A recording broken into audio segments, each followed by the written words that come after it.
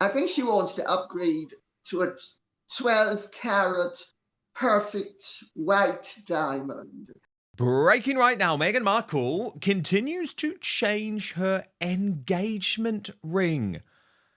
It's the 4th time she's done this, even though the original ring, estimated to be worth around £120,000, was a gold band crafted by the late Queen Elizabeth II's regular jeweller.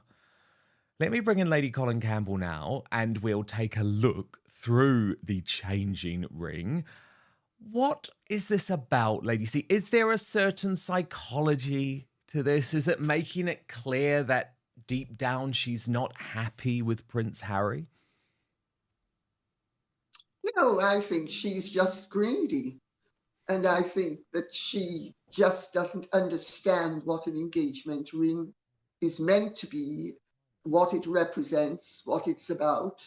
I mean, the Queen's engagement ring was an itty-bitty little thing, but she loved it because she loved Prince Philip and she had it for the whole of her life. Meghan is trying to make what is basically a very insignificant and unimportant piece of jewelry in real terms, but of tremendous significance in sentimental terms. She's trying to make it more significant. She keeps on changing it. Well, aside from anything else, it's very expensive to rework jewelry, especially when it's minor jewelry, which is what we're speaking about. I mean, it's not major jewelry. So it's a waste of money. And it also shows that she doesn't understand that an engagement ring is symbolic and you stick to your original engagement ring because everything else is not an engagement ring. So she keeps on upgrading, but Meghan is a great upgrader. She's spent her whole life upgrading and she has been very successful in upgrading, but she's never known when to stop. So the upgrade has resulted in exposure as basically a very undesirable individual. The hypocrisy is unreal. All right, now let's talk about Meghan's 4th engagement ring upgrade. As you heard that right, 4th. This was a ring that Harry designed himself, using diamonds from his late mother, Princess Diana's collection. A ring that symbolized tradition, history, and love. And yet Meghan has tweaked and upgraded it multiple times. Lady Colin Campbell calls this behavior greedy. And honestly, she's right.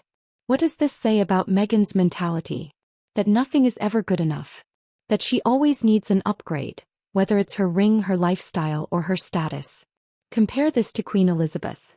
Her engagement ring was a modest piece given to her by Prince Philip, and she cherished it for her entire life. I think it's as simple as that. Do you think she wants to upgrade to a 3rd hubby? I think she wants to upgrade to a 12-carat perfect white diamond, and Harry can't stretch to that. I think that's what she wants to upgrade to. And so in the meantime, she's rearranging the deck chairs on the 3rd-class promenade as the Titanic is sinking. That's what she's doing. It's not even the 1st or 2nd class. It's a 3rd-class promenade. And I'm afraid you can move around those deck chairs symbolically, including with the engagement ring, as much as you want. Dan, most of my friends have engagement rings that are far more valuable and far more beautiful than any of the versions of that ring.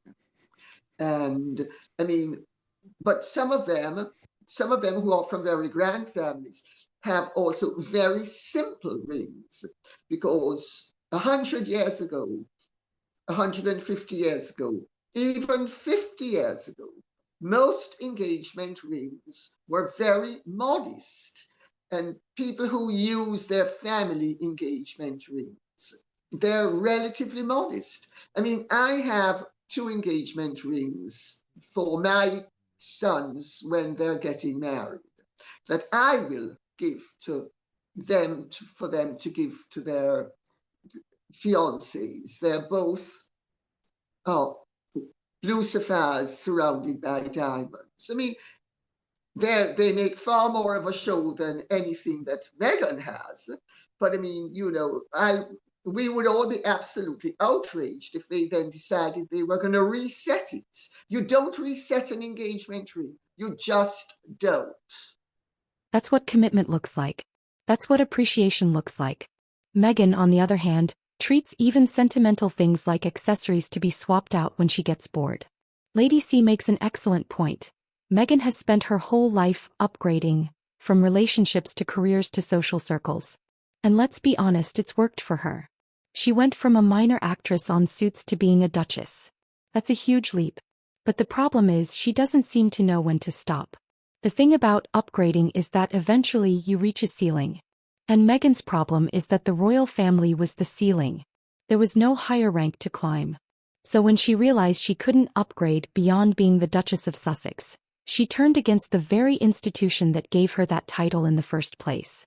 Now, I want to talk about what on earth is going on with Prince Harry trying to claim that he wants to bring Archie and Lilibet back to the United Kingdom and that it's King Charles's fault that that isn't happening. Now, all of this briefing, Lady C, was on the cover of a new Hello magazine this week. I mean, that's a whole other story in itself because I think it's quite despicable that on the day King Charles was at Auschwitz for the 80th anniversary of the liberation of that camp where obviously over 6 million Jews were killed in the Holocaust, but it was a particularly important day. That's when Harry decided to release the article. So the first thing I'd say is that was very crude and tasteless. But what's most interesting to me about this is that Harry is trying to blame the king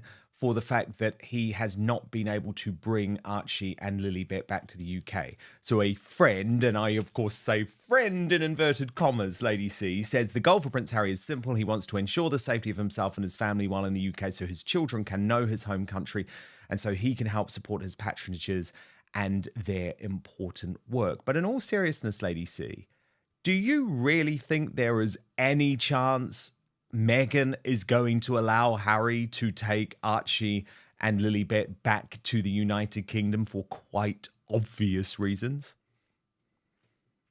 Well, Dan, the whole thing is preposterous.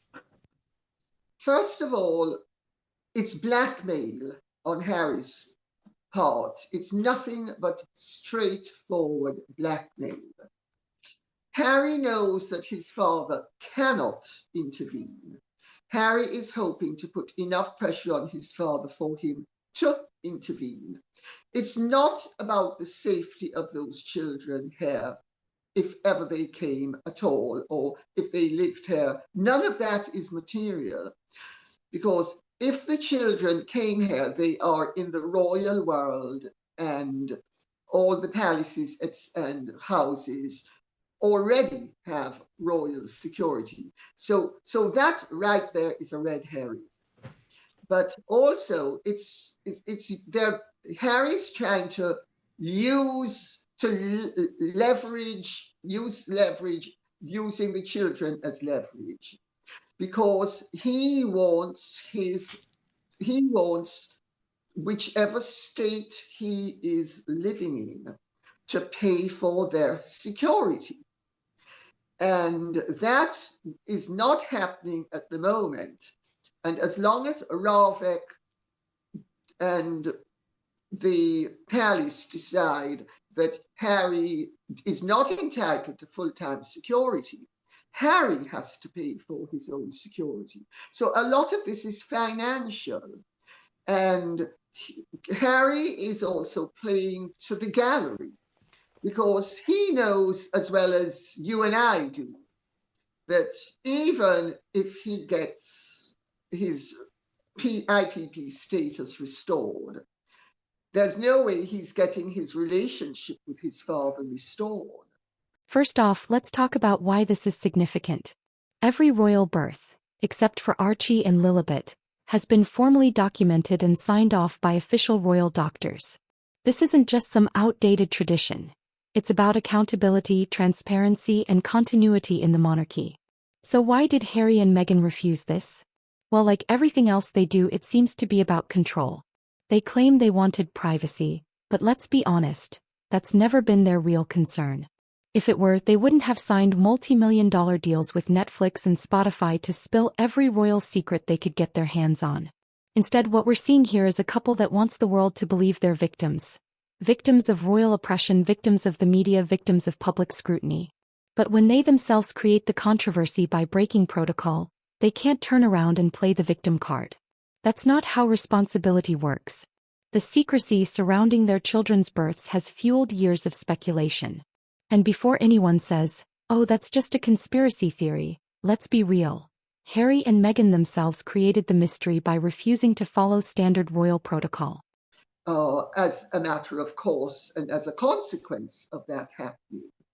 So it's all about the money, really, and about the status. Harry and Meghan like to drive around with outriders who go ahead of the car, stop the traffic so that they go shooting through. This is what they want.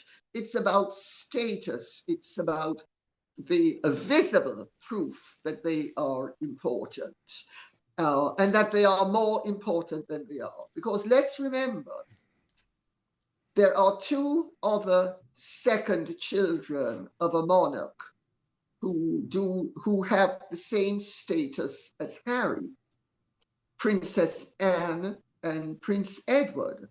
So Harry doesn't qualify because he is a younger child of a monarch, because Princess Anne, who's the hardest working royal, and Prince Edward, who is a fully paid up member of the royal family and does a lot of engagements, they only have intermittent security.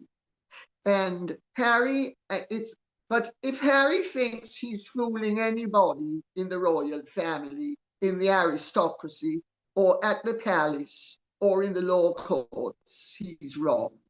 Everybody can see through him. It's a very transparent, cynical, and quite frankly, untoward posture that he has adopted. Agree with all of that, Lady C. Completely agree with all of that. But can I just ask if you think Harry is starting to poke the bear a little bit here? Because, okay, we know Charles doesn't want to go to all-out war with Harry. But if he is going to start weaponizing the children in this way, briefing to the cover of Hello magazine, trying to undermine the king, suggesting the king should overturn his own government's decision, suggesting the king is in some way heartless, doesn't care about the security of his own grandchildren and his own son, isn't there all of a sudden a real reason for Charles to start asking questions about the line of succession, about the titles for Archie and Lilibet? Now, I know there's a lot of reasons why he thinks that isn't a wise thing to do. Charles just almost wants to pretend that there aren't questions about the legitimacy of Archie and Lilibet. However, if Harry continues to make this an issue, is he not trying in a way to provoke the royal family to ask those questions? Because surely Archie and Lilibet should only get security if we know that they should legitimately be in the line of succession. Even regular citizens have to file birth certificates and follow hospital regulations. But somehow the Sussexes think they're above it all? This isn't about modernizing the monarchy. It's about a blatant disregard for the institution that gave them everything. And look, I get it. Every parent wants to protect their child's privacy. But when you're part of a royal family that represents a nation, there are expectations. You can't enjoy the perks of being a duke and duchess while ignoring the fundamental responsibilities that come with it. Well, Dan, Archie and Lilibet would not be getting security. It But would that's be what Harry Harry who would be wants, the isn't it? He wants to. What Harry's saying is he wants to. He can't.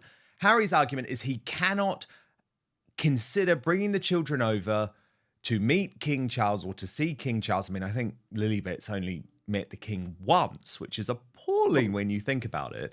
He can't do that unless the security is provided to Harry. It's blackmail. And I'm afraid nobody's falling for it. No, my understanding is that the king has not fallen for it. The late queen didn't fall for it. Harry may hope that his father will fall for it, but he's not falling for it. And this is not a weakening Charles's resolve, it's strengthening it. Because Harry is trying to get the king to behave in an unconstitutional way by blackmailing him and dangling those children as carrots. And none of it makes sense, because if the children are over to see the king, they already fall within the parameters of the king's security. So it's ludicrous. I mean, Harry is making preposterous arguments, and he's hopeful, and he's been hopeful for some time, and he's got nowhere so far. And I honestly don't see how he can get, how he will be able to prevail. And if he does, I tell you, it will be a shocking disgrace. But also, it won't mean that we, the Brits, will be paying for most of his security. It means the Americans will be paying for most of his security. Because wherever he is, it is the state that he is in that is responsible for the lion's share of the costs of his security. I think it is irrational. I think it's unreasonable.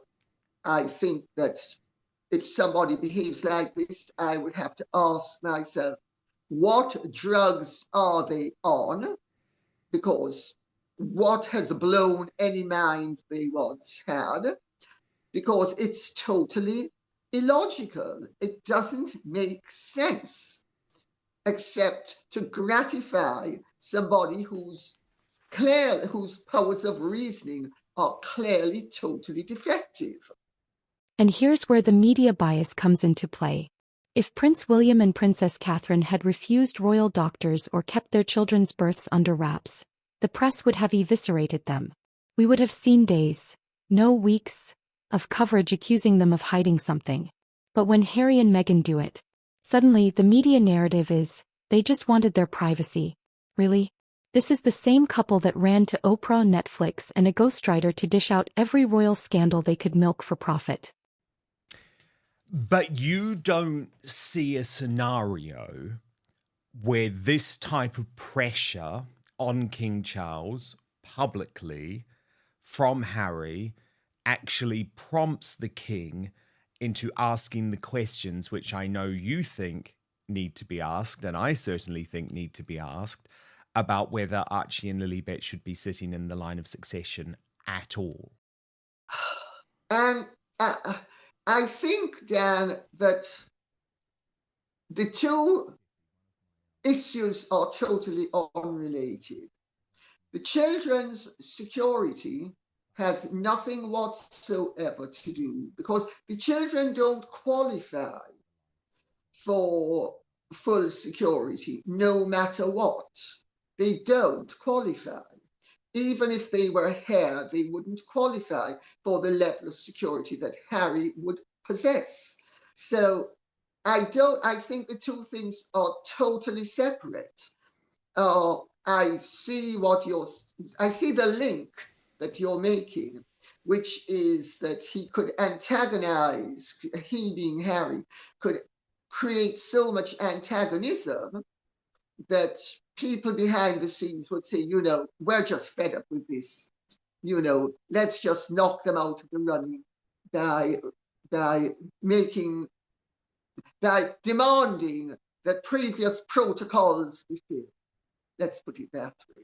Because remember, no protocol has been filled with respect to the birth of either of those children. No. Because all royal births from 1688 until 1936 were witnessed by the Home Secretary, and thereafter the Home Secretary's presence was deemed to be unnecessary because you had the royal obstetricians and you had unimpeachable witnesses to the birth of those children who would then sign off officially on the announcements.